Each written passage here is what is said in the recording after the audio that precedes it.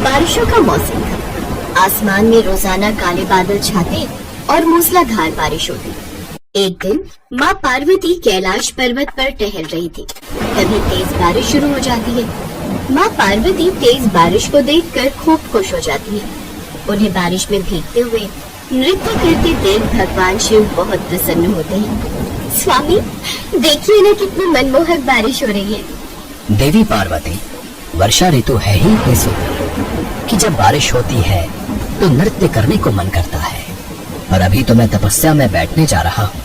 मैं कुछ देर ही बारिश का आनंद ले सकता हूँ, परंतु ज्यादा देर नहीं। क्या स्वामी, मैं अकेले बारिश का कितना ही आनंद ले लूंगी।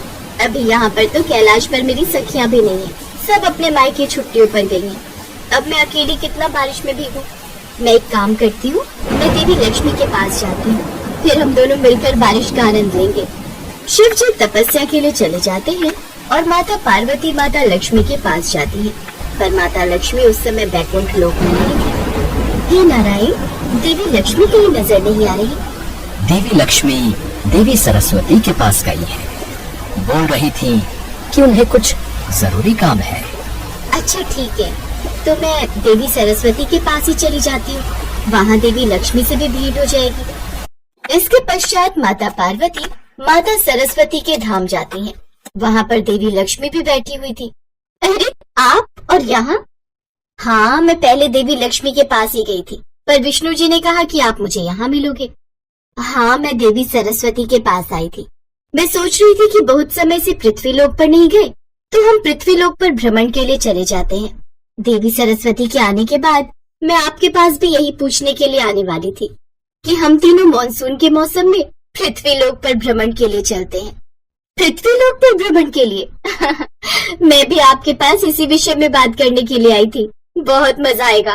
बारिश में भीगने का अलग ही आनंद होगा। चलिए हम तीनों मिलकर पृथ्वी लोक पर चलते हैं। इसके पश्चात माता पार्वती, माता सरस्वती और माता लक्ष्मी के साथ साधारण लड़कियों का रूप लेकर बारिश का आनंद लेने के लिए धरती लोक पर पहुंचती है। पर उस समय तक बारिश रुक चुकी थी। अरे, हम बारिश का आनंद लेने के लिए पृथ्वी लोक पर आए थे, पर बारिश तो रुक गई। अब क्या करें? करना क्या है? वापस चलते हैं। इतने समय बाद तो घर से निकलना हुआ है। अब वापस जाकर फिर से आना बहुत मुश्किल है। हमें कुछ देर बारिश का इंतजार करना चाहिए।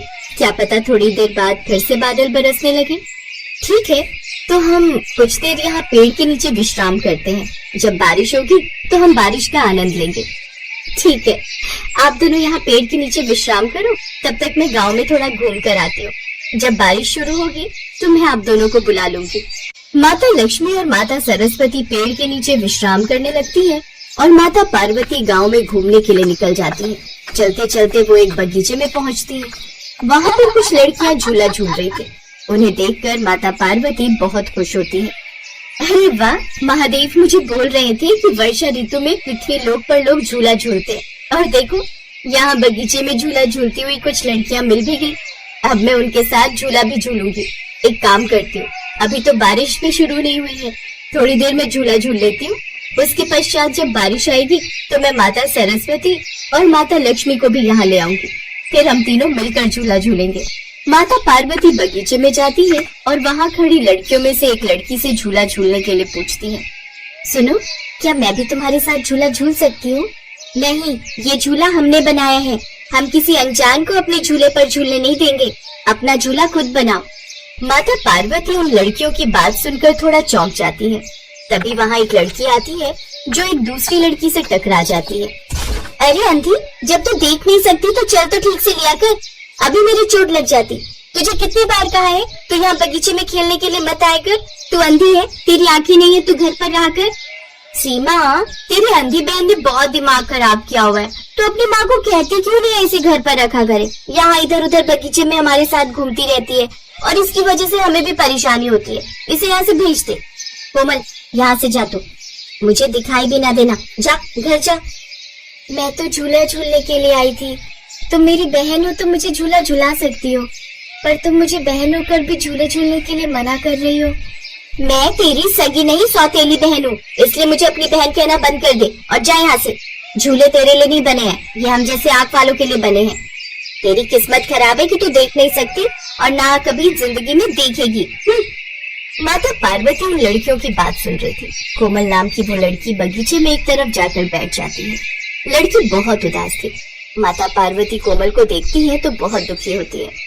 तभी तेज बारिश शुरू हो जाती है। माता पार्वती तो इस बारिश की प्रतीक्षा कर रही थी। लड़कियां जब बहुत तेज बारिश देखती हैं तो भागकर घर में चली जाती हैं। सीमा, अपनी अंधी बहन को तो घर ले जा, पता चले बारिश में और कहीं चोट लग गई तो तेरी मुसीबत आ जाएगी। मेरे पास इतना टाइम नहीं है कि मैं इसे पकड़कर घर तक ले जाऊं। बारिश बहुत तेज हो गई है, मैं तो घर भाग रही हूँ, अपने आप आती रहेगी। चलो तुम भी अपने घर जाओ, जब बारिश थोड़ी हल्की होगी तो हम सब झूला झूलने के लिए आ जाएंगे। सब लड़कियां अपने अपने घर चली जाती हैं। कोमल अकेली वहाँ बैठी रहती है। माता पार्वती कोमल के पास जाती है। कोमल, चलो ना बारिश में झूला झूलते हैं, देखो कितनी मनमोहक बारिश हो रही है। आप कौन हो?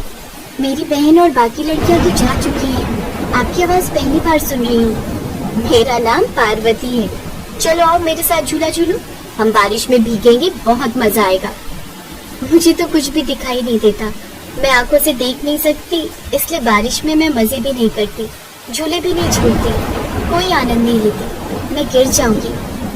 तुम मेरे साथ चलो तो सही, देखना तुम्हें सब कुछ दिखने लगेगा। आओ मेरा हाथ पकड़ो, मैं तुम्हें लेकर चलती हूँ, तुम नहीं गिरोगी। माता पार्वती अपने चमत्कार से बगीचे में एक बहुत सुंदर झूला उत्पन्न करती है। वह झूला फूलों से सजा हुआ था। माता पार्वती कोमल को अपने साथ उस झूले पर बिठाती है। झूला अपने आप हवा में इधर उधर जाने लगता है। ये सब माता पार्वती का चमत्कार था। कोमल बहुत खुश हो रही थी। माता पार्वती और कोमल बारिश में भीगकर बारिश का आनंद ले रही थी। पार्वती दीदी, बारिश बहुत अच्छी लग रही है और इस झूले पर झूलना भी। मैं तो तरस गई थी झूले पर झूलने के लिए, कोई भी मुझे अपने साथ झूले पर नहीं बैठाता था। काश मैं भी देख सकती। तुम देख सकती हो कोमल, तुम जरूर देखोगी। माता पार्वती अपना हाथ कोमल की आंखों पर फेरती है। अचानक बारिश में से एक चमकदार रोशनी कोमल की आंखों पर पड़ती है और कोमल की आंखों की रोशनी वापस आ जाती है। कोमल खुशी से उछल पड़ती है।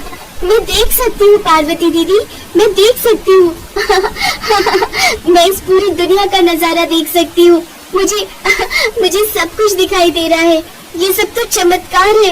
आपने तो मेरी आंखों की रोशनी वापस ला दी है।